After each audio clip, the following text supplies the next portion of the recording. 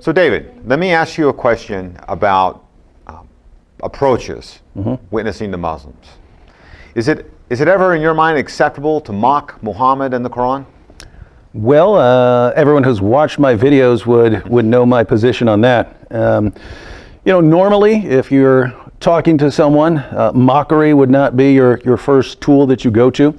But I think there are positions where mockery is a very significant form of response. And that's not just my position, that's the position of the Bible, both the Old and New Testament. If we're talking about the Old Testament, you've got Elijah mocking the false prophets and certainly didn't pull any punches. Even in the New Testament, when Jesus would say things to the religious leaders, condemning them, saying things like, you strain out a gnat but swallow a camel.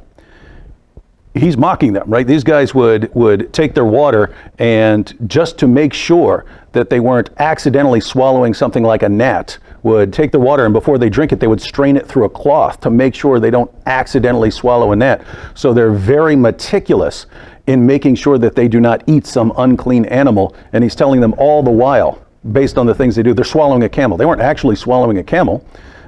He's just telling them they're being unrighteous in horrible ways, and yet here they are so meticulous about what they're doing. So he's mocking them for what they're doing. And if you look, whether it's Old Testament or New Testament, the people who would generally be mocked for what they're doing were religious leaders who were leading other people astray. Those are the people who are on the receiving end of this kind of approach, of a mocking approach. And so if we think about someone like Muhammad, what is he? He's a religious leader who's been misleading people for 14 centuries. And so my view would be, if anyone is worthy of mockery, it would be Muhammad.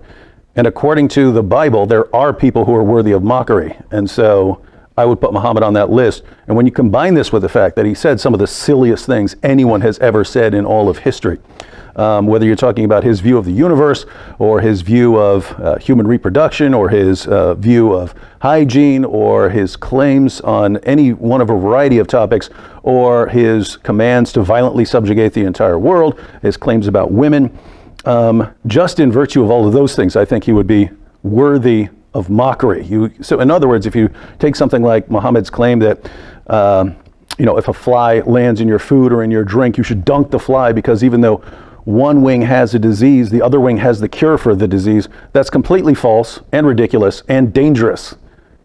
You can catch diseases by obeying Muhammad. So for someone like that, I think mockery is an acceptable form of response. And contrary to lots of people, I think that it's especially valid because you've got an ideology that calls for the violent subjugation of the entire world. That is moving forward, and it is growing and expanding. And if something doesn't stop that, then this ultimately leads to some sort of massive bloodbath, as it already is leading to bloodbaths in various parts of the world. I want to respond peacefully. I want to try to avoid the bloodbaths. So when I look at the tools available at our disposal, I think, okay, if I got mockery as, according to the Bible, one of the things that we can use in certain situations, then I want to avail myself of every peaceful means of responding to this ideology because I don't want to see global bloodbaths. Well, I just want to thank you for explaining that method and that mode to us, because I know some of us may be offended by mockery. Some of us, myself included, use mockery at times when it's appropriate. And I like what you said. It's not always necessarily the go-to place to go, but it is a place to go. It is a method to use. So thank you for your answer.